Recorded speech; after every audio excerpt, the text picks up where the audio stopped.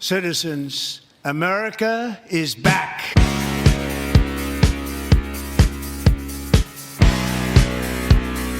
I am not allowed to say what's going to happen today because everyone's just going to have to watch. We have a breach of the Capitol! Breach of the Capitol!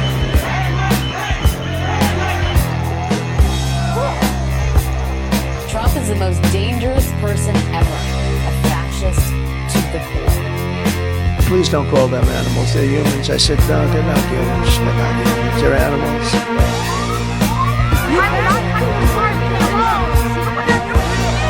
They're in our country.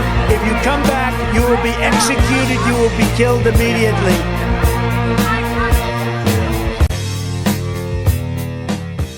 Today we're discussing a topic that sparks a lot of strong emotions and opinions from both sides. Is America becoming fascist? But before anything else, we must first understand what fascism actually means. According to the United States Holocaust Memorial Museum, fascism is a far-right political philosophy or theory of government that emerged in the early 20th century. Although that definition is quite broad, so we'll turn to Britannica, which defines it as a far-right, ultranationalist, and authoritarian ideology that includes contempt for electoral democracy, where individual interests are subordinated to the state. That definition has some words that we should also define, just in case. Oxford Dictionary defines ultranationalist, not to be confused with someone who really loves the country, as promoting the interests of one state or people above all others. Authoritarian is defined by Oxford Dictionary as the enforcement or advocacy of strict obedience to authority at the expense of personal freedom. Now that we have an understanding of what fascism is, let us ask ourselves, is America becoming fascist? Some believe yes, America is descending into fascism and we all should be worried and concerned for the future ahead. Others believe no, America is not becoming fascist and any claims otherwise are exaggeration or motivated. Without taking a side yet, let's look at each side's arguments, reasoning, and how they understand the discussion.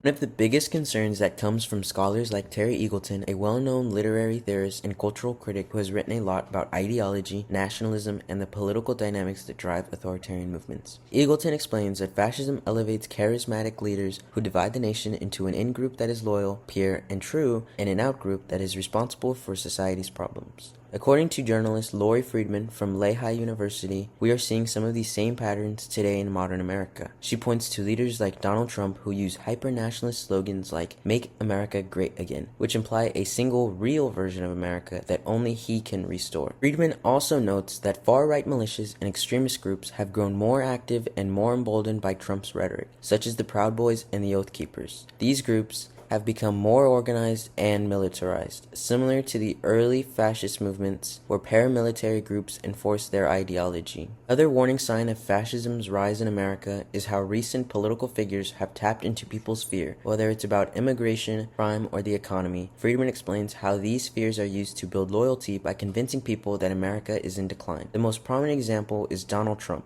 someone who has used scare tactics about immigrants invading the country, often framing them as criminals or people who hate America. Trump's rhetoric during the 2016 campaign, especially with phrases like "build the wall" or "they're not sending their best," painted immigrants as an existential threat to America. This kind of language was also used to justify the Muslim travel ban or the separation of families at the border. Trump's speeches played on the fears that the U.S. was under attack from foreigners, a tactic used by fascist leaders to rally their base. But it's not just about fear-mongering. Scott Ambler, a data methodologist who studies political trends, also explains that these shifts happen subtly, that democratic norms do not collapse overnight, but they erode gradually through small changes that no one bats an eye at. A rule is broken here, a line is crossed there, and before you know it, the entire system has changed. Undermining democratic safeguards is a classic tactic in the early stages of fascist movements, and it is something we have seen in recent years, especially under Donald Trump's leadership. Lori Friedman, in a report for Lehigh University, explains that undermining institutions like the press, courts,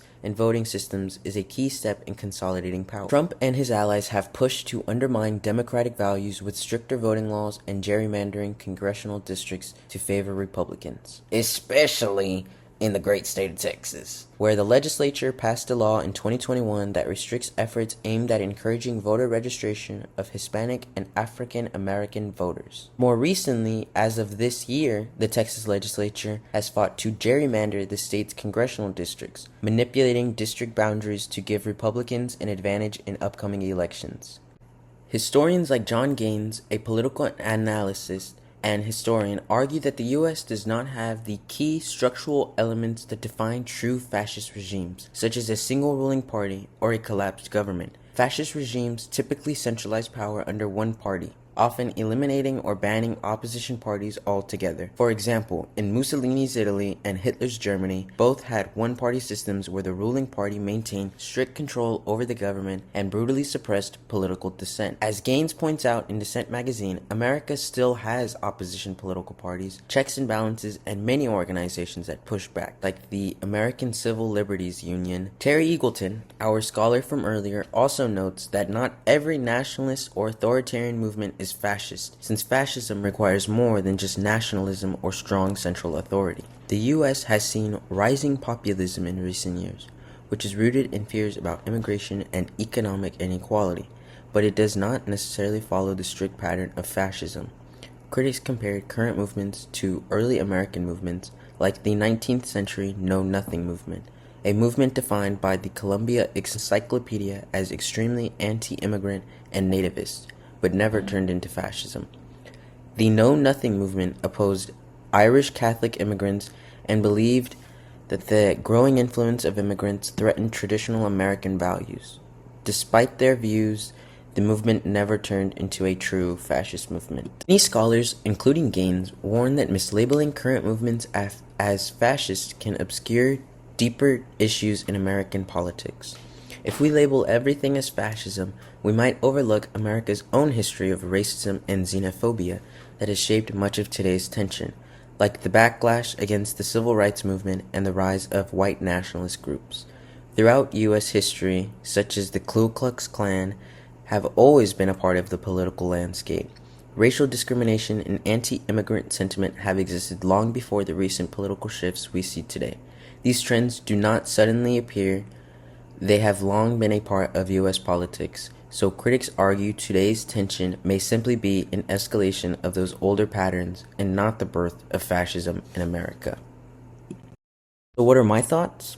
Well, the talk of America becoming fascist is not just about the overt authoritarian actions like Trump's rhetoric or the rise of far-right groups, though very much concerning. The real concern lies in the system and the way it allows power to concentrate at the top while everyone else continues to face systemic problems. The key issue is how the rich exploit social divisions, whether through nationalism or fear, to distract from the core problems like economic inequality and class division. Look at Trump. His policies mainly benefit the rich, like tax cuts for the wealthy and deregulation for big business. These help the top 1% while abandoning struggling working people. Trump used the fear of immigrants and culture wars to rally his supporters. Tactic used by authoritarian movements by scapegoating vulnerable groups to distract from the real problems like growing inequality and the loss of workers' rights. The real danger isn't just about rising authoritarianism, it's about a system that keeps power in the hands of the few while dividing the rest of us. Groups like the Proud Boys and Oath Keepers aren't just about extreme politics, they reflect deeper issues like economic inequality and racial division, which are being used to maintain power. To address this, we must focus on the root cause, an economic system that preserves wealth inequality while the majority struggle to make ends meet. Fascism, in this sense, is not something new. It's just the extreme version of an already present system. It places profit over people and uses fear and division to maintain its power. The rise of Trump and far-right movements is not an anomaly. It is merely a symptom of our current system.